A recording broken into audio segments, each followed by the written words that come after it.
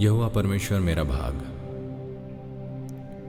हे ईश्वर, मेरी रक्षा कर, क्योंकि मैं तेरा ही शरणागत हूं। मैंने परमेश्वर से कहा, तू ही मेरा प्रभु है, तेरे सिवा मेरी भलाई कहीं नहीं। पृथ्वी पर जो पवित्र लोग हैं वे ही आदर के योग्य हैं, और उन्हीं से मैं प्रसन्न रहता हूं। जो पराये देवता के पीछे भागते हैं उनका दुख बढ़ जाएगा। मैं उनके लहू वाले अर्घ नहीं चढ़ाऊंगा और उनका नाम अपने होठों से नहीं लूंगा। यहोवा मेरा भाग और मेरे कटोरे का हिस्सा है। मेरे भाग को तू स्थिर रखता है। मेरे लिए माप की डोरी मनभावने स्थान में पड़ी और मेरा भाग मनभावना है। मैं यहोवा को धन्य कहता हूं, क्योंकि उसने मुझे सम्मति दी है, वरन मेरा मन भी रात में मुझे शिक्षा देता है। मैंने यहोवा को निरंतर अपने सन्मुख रखा है, इसलिए कि वह मेरे दाहिने हाथ रहता है, मैं कभी ना डगमगाऊंगा। इस कारण मेरा हृदय आनंदित और मेरी आत्मा मगन हुई। मेरा शरीर भी चैन से रहेगा, क्योंकि तू मेरे प्राण को अधोलोक में ना छोड़ेगा, ना अपने पवित्र भक्त को सड़ने देगा। तू मुझे जीवन का रास्ता दिखाएगा। तेरे निकट आनंद की भरपूरी है। तेरे दाहिने हाथ में सुख सर्वदा बना रहता है। ये भजन हमने पढ़ा है भजन संहिता 16 उसकी 1 आयत से लेकर 11 आयत तक। और ये भजन जो है इसमें काफ़ी मिक्स्ड फीलिंग है दाऊद की। और वो एक तरफ रिक्वेस्ट भी करता है कि हे ईश्वर मेरी रक्षा कर, क्योंकि मैं तेरा शरणागत हूँ। और दूसरी आयत में कहा कि मैंने परमेश्वर से कहा, तू ही मेरा प्रभु है, तेरे सिवा मेरी भलाई कहीं नहीं। सो एक बार फिर से दाऊद ये बताने की कोशिश कर रहा है कि हमारा जो प्रॉफिट है, हमारा जो भाग है वो केवल परमेश्वर है, और उसके सिवा ही हमारे लिए और कोई योजना नहीं है, हमारे लिए और कोई रास्ता नहीं है। और इसलिए वो कहता है कि तेरे सिवा मेरी भलाई कहीं नहीं है। हम चाहे कुछ भी कर लें, चाहे कितना भी पैसा कमा लें, चाहे कितनी भी फेम कमा लें, लेकिन हमारी भलाई केवल परमेश्वर से हो सकती है। और इसलिए वो कहता है कि पृथ्वी पर जो पवित्र लोग हैं वे ही आदर के योग्य हैं, और उन्हीं से मैं प्रसन्न रहता हूँ। और इसलिए जो पृथ्वी पर आदर के योग्य वो लोग हैं वही लोग होंगे जो पवित्र होंगे। और पवित्र का मतलब ये कि हम परमेश्वर की उन आज्ञाओं को मानें, उन चीज़ों को ना करें जो उसने हमें करने के लिए मना किया है। और इसलिए उसकी आज्ञाओं को में से एक है कि जो कहता है कि जो पराये देवता के पीछे भागते हैं उनका दुख बढ़ जाएगा। और इसलिए बाइबल हमें बताती है कि तू मुझे छोड़ किसी ईश्वर को ईश्वर करके ना मानना।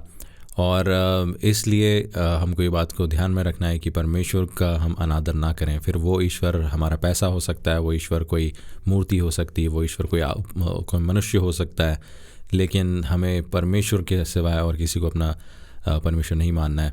और इस वजह से दाऊद इस कारण कहता है कि इस कारण मेरा हृदय आनंदित और मेरी आत्मा मगन हुई है, मेरा शरीर भी चैन से रहेगा।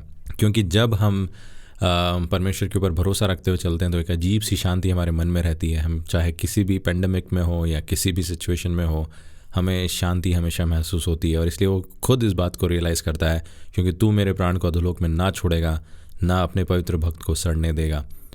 अधोलोक के फाटक जो हैं वो हमारे पे प्रबल नहीं होंगे अगर हम परमेश्वर के पीछे चल रहे हैं। और एक बात हम लोग ध्यान रख लें, हम लोग कई बार ये होता है कि थ्योरी में हम लोग बिलीव करते रहते हैं, प्रैक्टिकल करते नहीं है। और फिर जब चीज़ें हमारे साथ होती हैं तो हमको लगता है कि परमेश्वर ने हमारे साथ ऐसा क्यों की।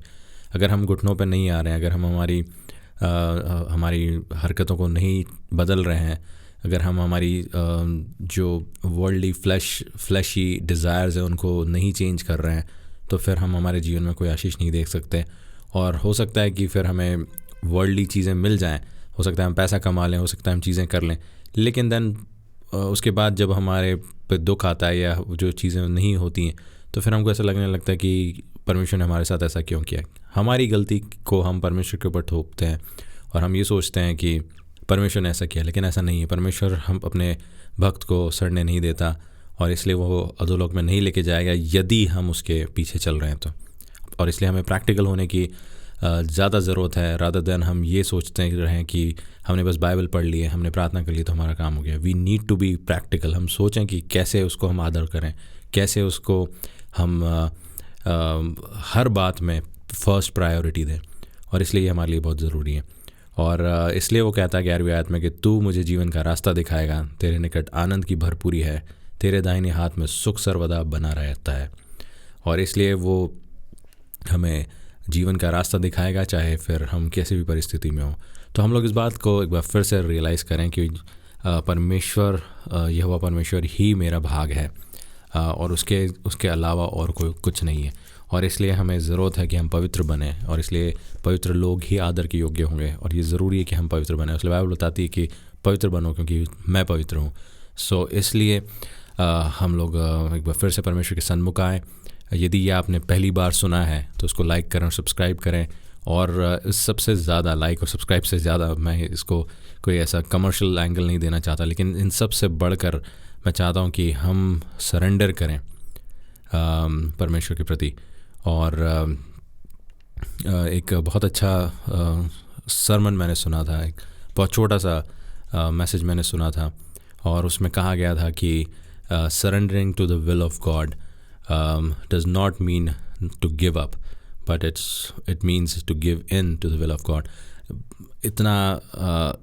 इतना अच्छा परमेश्वर का प्यार है कि हम जब उसके पास आते हैं तो हमको ये फील नहीं होता कि हम हार गए, हमको ये फील होता है कि हम जीत गए हैं। डिस्पाइट हम परमेश्वर को सरेंडर कर देते हैं, फिर भी हम जीत जाते हैं। और इस वजह से परमेश्वर का जो आनंद है वो हमारे अंदर आ जाता है, और वो हमारे जीवन को बदल देता है। सो मैं चाहता हूँ कि हम एक बार फिर से परमेश्वर के सन्मुख आएँ, सरेंडर करें और प्रभु को अपना भाग बनाएं। आइए हम लोग प्रार्थना करें। प्रभु जी, बहुत बहुत धन्यवाद हैं आज के इस दिन के लिए, आपके अनुग्रह के लिए।